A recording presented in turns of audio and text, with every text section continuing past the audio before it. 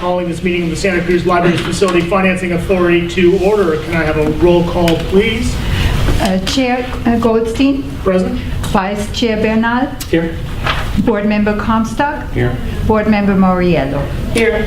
All right. Was there any additional material that was submitted to staff after the... We've handed you out a copy of the resolutions to be adopted, and they will be signed. It just changes a date for adoption there, so there are new resolutions.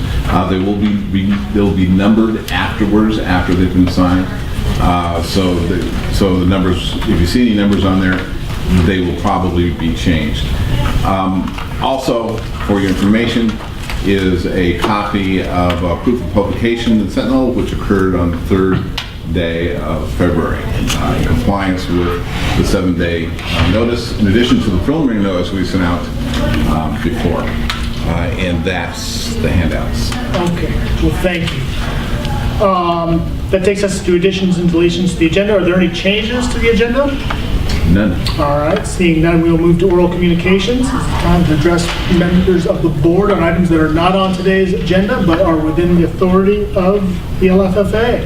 Anyone like to address the board? I'd like to talk about for a half hour. Is that too long? That's too long. That is too long. Brought lunch or something, it might work. Lunch is coming. Just kidding. All right, with that, I will close the oral communication and turn now to our executive director report. Is there any executive director report today? There's none. All right. Moving to consent. These items will be considered with a single. Yep, there's nothing on consent. So that takes us to general business. This is a continued hearing from February 4th of the public hearing to consider the formation of the Community Facilities District and consider the adoption of resolutions associated therewith. Is there a staff presentation? Yes. So at the prior meeting, you received the CFD report. It's been filed. The next step in the process is the public hearing. You have opened and continued the public hearing at your meeting on February 4th. It will be appropriate then for you to recognize the continued public hearing, take testimony, close the public hearing, after which time you will consider in order the resolutions for adoption. So at this time, if you want to consider the public hearing and consider testimony. Okay, thank you. So associated with our new agenda, we put a little bit of an explanation sort of the way we were thinking of organizing these meetings, and that basically is the notion of a staff presentation on each one of the discussion items, an opportunity for board members to seek clarification, ask questions, but not deliberate per se, go to public comment, and then board deliberations, and ultimately, hopefully, decision. So using that format, are there any specific questions associated with this item today? All right, seeing none, then I will continue the public hearing. Would anyone like to address the board on this matter? Somebody has to say something.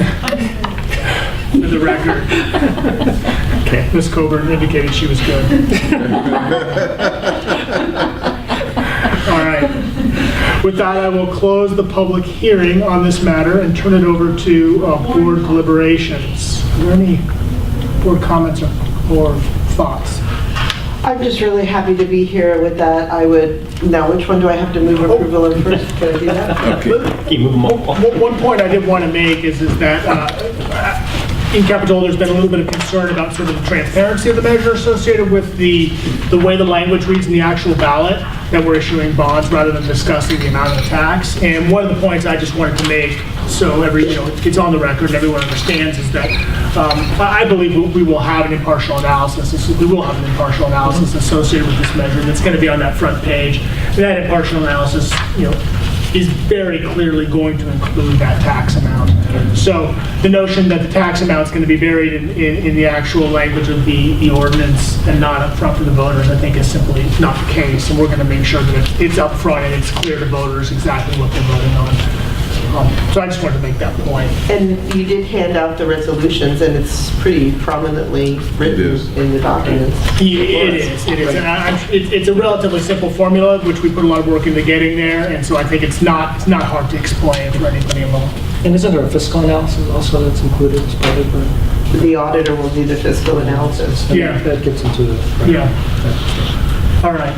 And this is very customary, quite frankly. Oftentimes, tax formulas are complex, and their simple statement kind of overlooks sometimes the broader implications, which is why these other reports are important and necessary to adopt. All right.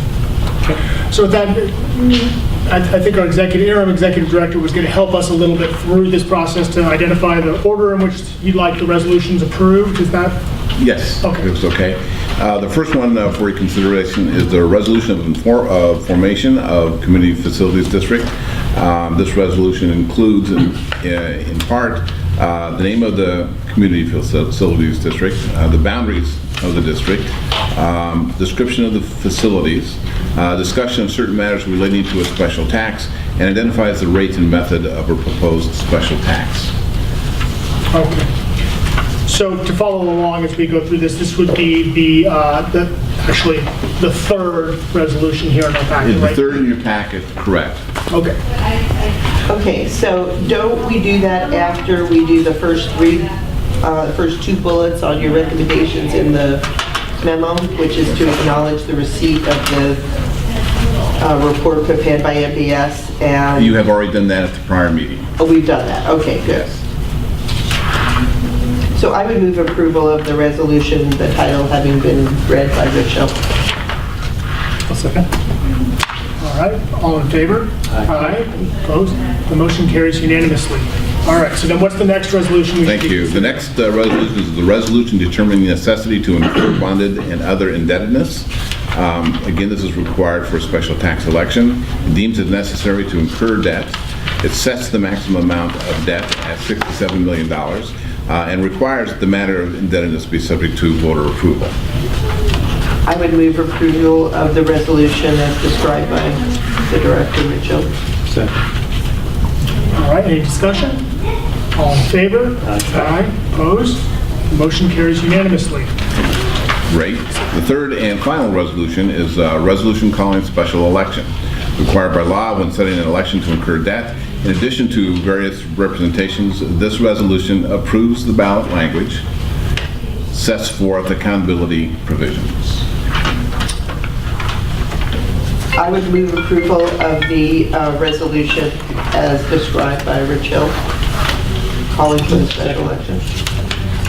Second by Mr. Comstock. Any discussion? All in favor? Aye. Opposed? Motion carries unanimously. All right. Well, that takes us to the conclusion of our business for this afternoon. It looks like our next meeting will be held Thursday, March 3rd at 6 p.m. at the Boulder Creek Branch Library. Everyone needs to get that on the calendar, make sure we make it to Boulder Creek that evening. And with that, we are adjourned. Thank you all very much. Thank you. Thank you. You're on,